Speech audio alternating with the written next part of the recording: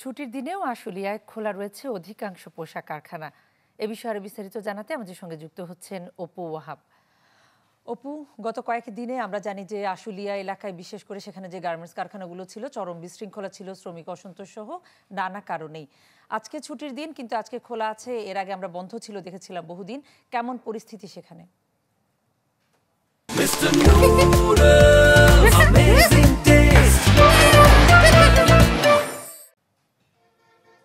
না, আজকে ছুটির দিনেও কারখানাগুলো অধিকাংশ কারখানায় খোলা।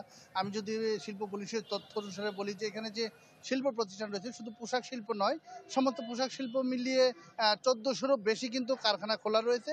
৩০০ কারখানা বন্ধ রয়েছে, ছুটির দিন উপলক্ষে বন্ধ রয়েছে।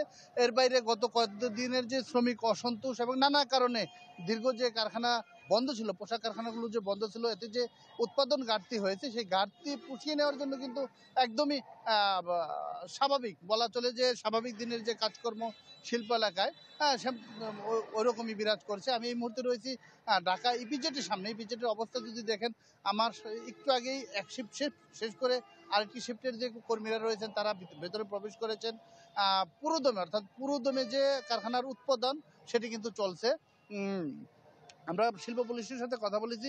শিল্প পুলিশ বলেছেন যে জিনিসটি আমাদেরকে জানিয়েছেন যে আগে যে ২০টি কারখানা ১৩-র এক ধারায় বন্ধ ছিল, সেই কারখানাগুলোতেও আলাপ আলোচনা চলছে। আজকে আলাপ আলোচনা চলছে কিভাবে দ্রুততম সময়ের মধ্যে সমস্যার সমাধান করে শেষ করা যায়। এবং আজকে যে আপনি জানেন যে গত কতদিনের যে ঘাটতি, উৎপাদন যেহেতু ব্যাহত হয়েছে, গতকালকেও কিন্তু বিজিএমইর যে একটি পরিদর্শন টিম এসেছিল শিল্প শ্রম মন্ত্রণালয়ের সচিবের আন্ডারে, তারাও বলেছেন যে বাংলাদেশের কিন্তু প্রোডাকশন এবং তাদের যে সাপ্লাইয়ের যে 98% যথাসময়ে সরবরাহ করে থাকে, সেইটি ধরে রাখার জন্য কিন্তু শ্রমিকরাও কাজ করছে, একদম যথাসাধ্য কাজ করছে যেন উৎপাদন ঘাটতি মিটিয়ে নেওয়া যায়। অপু, আপনাকে ধন্যবাদ। দর্শক, অপু ওয়াহাব আমাদের সঙ্গে যুক্ত হয়েছেন আশুলিয়া থেকে, জানাচ্ছিলেন সেখানকার গার্মেন্টস কারখানাগুলোর